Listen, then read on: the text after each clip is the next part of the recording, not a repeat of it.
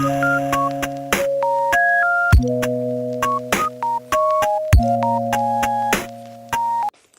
Friends, welcome to Sreejaya health kitchen. இன்றைக்கி நம்ம சேனலில் பொட்டேட்டோ கட்லெட் எப்படி செய்கிறதுன்னு சொல்லி பார்க்க போகிறோம். ஈவினிங் ஸ்நாக்ஸ் என்ன பண்ணோம் அப்படின்னு நினச்சிங்கன்னா 2 உருளைக்கிழங்கு 1 முட்டை இருந்தால் போதும். இந்த பொட்டேட்டோ கட்லெட்டை ஈஸியாக பண்ணிடலாம். இப்போ டேஸ்ட்டான ஈஸியான இந்த பொட்டேட்டோ கட்லெட்டை எப்படி செய்கிறதுன்னு சொல்லி பார்க்கலாமா?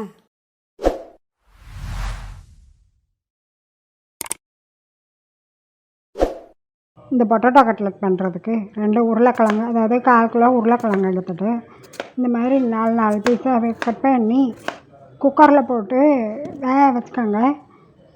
2 விசில் வந்தால் போதும், கிழங்கு நல்லா வெந்துடும். கிழங்கு வெந்ததும் ஆஃப் பண்ணி தனியாக வச்சுக்கோங்க. ஒரு பவுலில் ஒரு முட்டையை உடச்சி ஊற்றி அந்த முட்டையில் கொஞ்சமாக தேவையான அளவு உப்பு, 1/4 டீஸ்பூன் அளவுக்கு பாப்ரிகா பவுடர் அல்லது மிளகாத்தூள்னால் இன்னும் கொஞ்சமாக போடணும். 2 பிஞ்ச் அளவுக்கு மிளகுத்தூள் போட்டு நல்லா அடைச்சி வச்சுக்கோங்க. அடுத்து ஒரு மிக்ஸி ஜாரில் மில்க் ரஸ்க்கு 4 பீஸ் அளவுக்கு போட்டு நல்லா அரைச்சி வச்சுக்கணும். இந்த மில்க் ரஸ்க் போடுறது கட்லெட்டுக்கு நல்லா டேஸ்ட் கொடுக்கும். அரைச்சிட்டு அதையும் தனியாக வச்சுக்கோங்க. இப்போ வேக வச்ச உருளைக்கிழங்க தோலை உரித்து இந்த மாதிரி நல்லா மசித்து வச்சுக்கோங்க. கட்டி இல்லாமல் நல்லா மசிக்கணும், அப்போ தான் கட்லெட் டேஸ்ட் நல்லாயிருக்கும். அடுத்து 2 டேபிள் ஸ்பூன் கார்ன்ஃப்ளவர் போட்டுக்கோங்க. உப்பு தேவையான அளவு. அடுத்து 1 டீஸ்பூன் பாப்ரிகா பவுடர் இல்லைன்னா மிளகாத்தூள்னா 1/2 டீஸ்பூன் போடணும். 1/4 டீஸ்பூன் மிளகுத்தூள், கொத்தமல்லி தழை 1 கையளவு இந்த மாதிரி பொடிசாக கட் பண்ணி வச்சுட்டு 3/4 அளவு கொத்தமல்லி தழையே இந்த உருளைக்கிழங்கோட போட்டு நல்லா மிக்ஸ் பண்ணிக்கோங்க. 1/4 அளவு கொத்தமல்லி தழை தனியாக வச்சுக்கோங்க.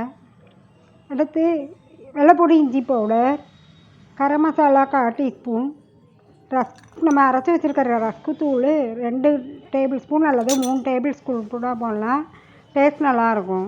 இப்போ எல்லா பொருளும் ஆட் பண்ணியாச்சு. ஆட் பண்ணிவிட்டு நல்லா பிசைஞ்சுக்கிடணும். கொஞ்சம் லிக்விடாக தான் இருந்துச்சுன்னா இன்னும் 1 டேபிள் ஸ்பூன் கூட ரஸ்க்கு தூள் போட்டுக்கிடலாம்.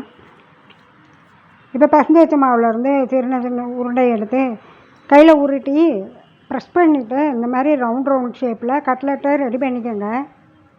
கட்லெட்டை உங்களுக்கு பிடித்தமான ஷேப்பில், ட்ரையாங்கிள் இல்லை ஸ்கொயர் ஷேப்பில், எந்த ஷேப்பில் பண்ணிக்கிடலாம். இந்த மாதிரி பண்ணிவிட்டு தனியாக ஒரு தட்டில் எடுத்து வச்சுக்கோங்க. உருளைக்கிழங்கு கையில் கொஞ்சம் விட்டுற மாதிரி இருந்துச்சுன்னா லைட்டாக கொஞ்சம் எண்ணெய் தடவிக்கிடலாம். இப்போ நம்ம ரெடி பண்ண கட்லெட்டை இந்த மாதிரி பிளேட்டில் தனியாக எடுத்து வச்சுட்டு அடுத்து ஒரு பவுலில் ப்ரெட் க்ரம்ஸு 1/2 கப் அளவுக்கு எடுத்துக்கோங்க. அதில் நம்ம மீதம் வச்சுருக்கிற கொத்தமல்லி தழையை ஆட் பண்ணிவிட்டு நல்லா மிக்ஸ் பண்ணிக்கோங்க. ப்ரெட் க்ரம்ஸ் இல்லாட்டினா ரஸ்க்கு தூள் கூட இதேமாரி நம்ம யூஸ் பண்ணிக்கிடலாம்.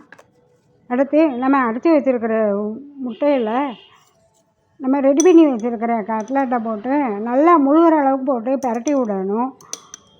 அடுத்து அதை இந்த மாதிரி எடுத்து ரஸ்க்கு தூளில் போட்டு 2 பக்கமும் நல்லா பரட்டி விடுங்க.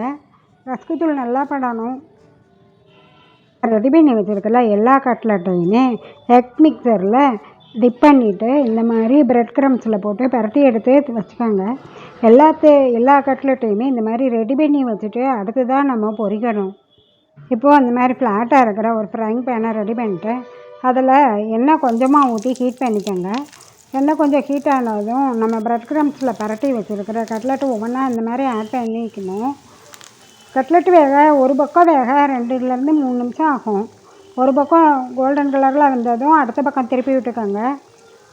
2 பக்கமும் நல்லா கோல்டன் கலராக வரணும். கோல்டன் கலராக வந்ததும் கட்லெட் ஃபுல்லாக எடுத்துருங்க.